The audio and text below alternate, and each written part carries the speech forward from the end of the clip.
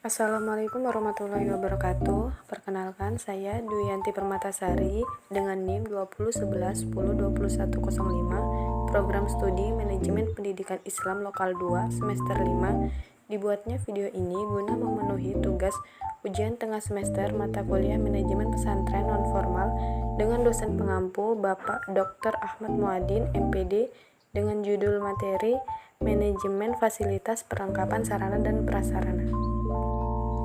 Baik, materi yang pertama yaitu pengertian manajemen sarana dan prasarana pendidikan. Manajemen merupakan kegiatan mengelola berbagai sumber daya melalui cara kerjasama dengan orang lain agar dapat mencapai tujuan secara efektif dan efisien. Manajemen pendidikan dirumuskan sebagai mobilitas segala sumber daya pendidikan untuk mencapai tujuan pendidikan yang telah ditetapkan. Menurut Gunawan dan Benti, sarana pendidikan adalah peralatan dan perlengkapan yang secara langsung dipergunakan dan menunjang proses pendidikan, khususnya proses belajar mengajar seperti gedung, ruang kelas, meja, kursi, serta alat dan media pengajaran lainnya. Sedangkan prasarana pendidikan adalah fasilitas yang secara tidak langsung menunjang jalannya proses pendidikan, khususnya proses pengajaran, seperti adanya halaman, kebun, dan akses atau jalan menuju ke sekolah, tetapi tidak dimanfaatkan secara langsung dalam proses belajar mengajar, seperti halnya taman sekolah untuk pengajaran biologis dan halaman sekolah sebagai lapangan olahraga. Jadi, manajemen sarana dan prasarana pendidikan ialah segenap pengaturan sarana dan prasarana yang dimiliki oleh suatu lembaga pendidikan dan pengaturan yang dilakukan melalui proses dan diatur berdasarkan urutan serta fungsi-fungsi manajemen. Materi yang kedua yaitu jenis-jenis fasilitas sarana dan prasarana pendidikan. Sarana pendidikan dapat diklasifikasikan menjadi 3, yaitu yang pertama ditinjau dari jenisnya.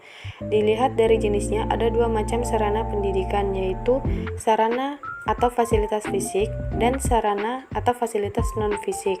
Fasilitas fisik yaitu fasilitas material dengan segala sesuatu yang berwujud benda mati atau dibendakan yang mempunyai peranan untuk memudahkan dan melancarkan segala usaha seperti kendaraan, komputer, perabot, alat peraga, dan lain sebagainya.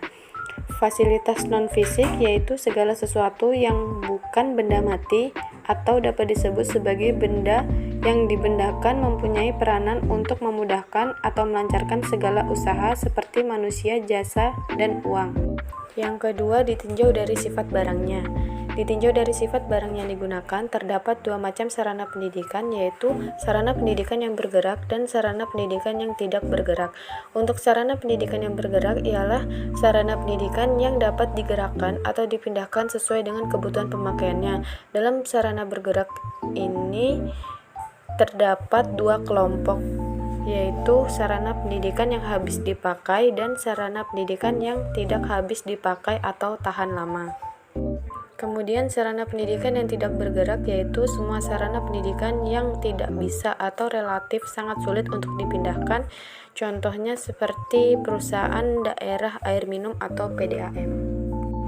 Yang ketiga yaitu hubungannya dengan proses pembelajaran atau belajar mengajar.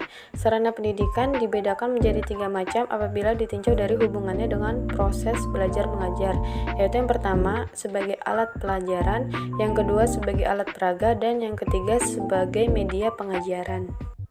Selanjutnya, prasarana pendidikan dapat diklasifikasikan menjadi 2, yaitu yang pertama prasarana pendidikan yang secara langsung digunakan untuk proses belajar mengajar, yaitu ruang kelas adalah ruang untuk pembelajaran teori dan praktik yang tidak memerlukan peralatan khusus. Kemudian ruang perpustakaan adalah ruang untuk menyimpan dan memperoleh informasi dari berbagai jenis bahan pustaka. Yang ketiga, ruang laboratorium adalah ruang untuk pembelajaran secara praktik yang memerlukan peralatan khusus dan ruang praktik keterampilan. Prasarana sekolah yang kedua yaitu prasarana yang keberadaannya tidak digunakan untuk proses belajar mengajar, tetapi secara langsung sangat menunjang terjadinya proses belajar mengajar.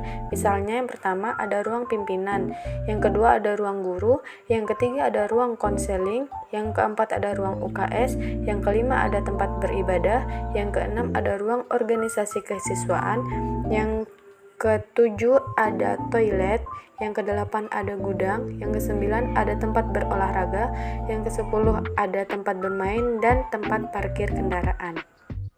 Materi yang terakhir yaitu pengelolaan fasilitas sarana dan prasarana pendidikan.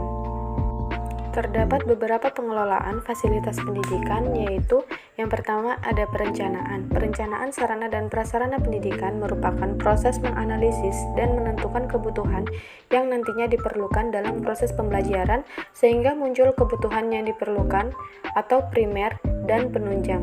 Sehingga perencanaan sarana dan prasarana pendidikan memerlukan kegiatan analisis kebutuhan. Yang kedua yaitu ada pengadaan. Menurut Barwani dan Arifin, pengadaan merupakan serangkaian kegiatan yang menyediakan berbagai sarana dan prasarana pendidikan sesuai dengan kebutuhan untuk mencapai tujuan pendidikan. Pengadaan sarana dan prasarana pada dasarnya ialah melanjutkan program perencanaan yang dikembangkan oleh sekolah sebelumnya. Keputusan Presiden Nomor 8 Tahun 2003 tentang pedoman pelaksanaan pengadaan barang atau jasa menerapkan prinsip-prinsip sebagai berikut. Yang pertama, efisien, efektif, terbuka dan bersaing, transparan, adil atau tidak diskriminatif, dan akuntabel. Ada beberapa cara yang dapat dilakukan dalam kegiatan pengadaan sarana dan prasarana pendidikan, yaitu yang pertama, membeli, membuat sendiri, penerimaan hibah atau bantuan, penyewaan, peminjaman, mendaur ulang, penukaran, perbaikan, atau rekonstruksi kembali. Yang ketiga yaitu penyimpanan. Menurut Gunawan dan Benti, penyimpanan adalah kegiatan yang dilakukan untuk menampung hasil pengadaan dan umumnya barang tersebut adalah milik negara yang telah disediakan.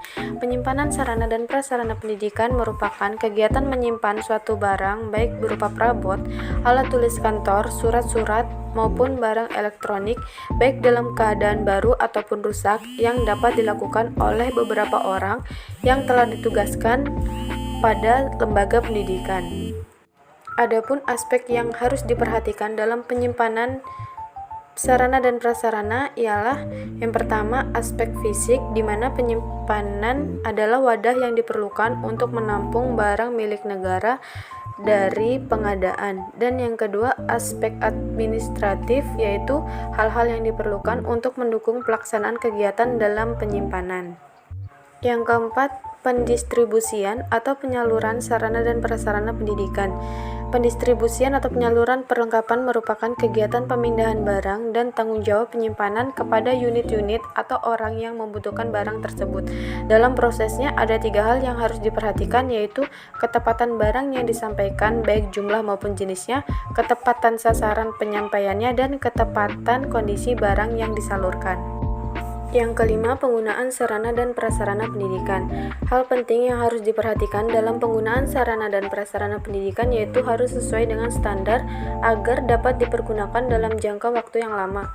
Penggunaan adalah kegiatan memakai sarana dan prasarana pendidikan demi kepentingan pembelajaran sehingga perlu diatur penggunaannya sebaik mungkin. Beberapa hal yang harus diperhatikan dalam penggunaan sarana dan prasarana pendidikan yaitu yang pertama, penyusunan jadwal harus dihindari benturan dengan kelompok lain. Yang kedua, hendaknya kegiatan pokok sekolah merupakan prioritas utama. Yang ketiga, waktu atau jadwal penggunaan hendaknya diajukan pada awal tahun ajaran.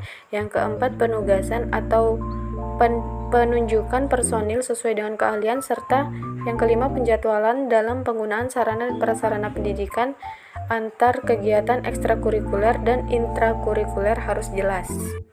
Yang keenam, pemeliharaan sarana dan prasarana pendidikan. Pemeliharaan sarana dan prasarana pendidikan di sekolah dimaksudkan untuk mengkondisikan sarana dan prasarana tersebut agar senantiasa jika dipakai dan tidak mengalami masalah ketika sedang digunakan. Pemeliharaan sarana dan prasarana di sekolah harus dilakukan secara teratur, sistematis, dan berkelanjutan.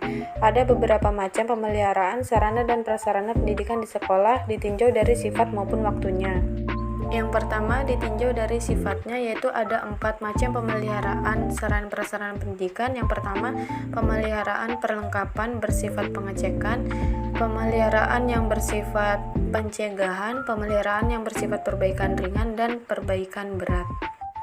Yang kedua, ditinjau dari waktu pemeliharaannya ada 2 macam, yaitu yang pertama pemeliharaan sehari-hari seperti menyapu, mengepel lantai, membersihkan pintu, dan lain sebagainya. Yang kedua, pemeliharaan berkala, misalnya pengontrolan genting, pengapuran tembok, dan lain sebagainya. Yang ketujuh yaitu penghapusan. Penghapusan adalah suatu aktivitas manajemen sarana dan prasarana pendidikan yang bermaksud untuk meniadakan barang-barang inventaris lembaga dengan mengikuti tata kaidah perundang-undangan dan peraturan yang berlaku. Ada beberapa alasan yang harus diperhatikan dalam mengadakan penghapusan sarana dan prasarana, yaitu yang pertama, dalam keadaan sudah tua atau rusak berat sehingga tidak dapat diperbaiki atau dipergunakan lagi. Yang kedua, perbaikan akan menelan biaya yang besar sehingga terjadi pemborosan. Yang ketiga, secara teknis dan ekonomis kegunaannya tidak seimbang dengan besarnya biaya pemeliharaan. Yang keempat, tidak sesuai lagi dengan kebutuhan masa kini. Yang kelima, penyusutan di luar kekuasaan pengurus barang, misalnya barang kimia.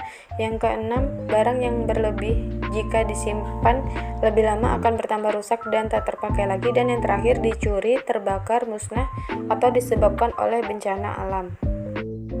Baik, mungkin itu saja materi yang dapat saya sampaikan. Kurang lebihnya mohon maaf dan semoga bermanfaat. Sekian. Wassalamualaikum warahmatullahi wabarakatuh.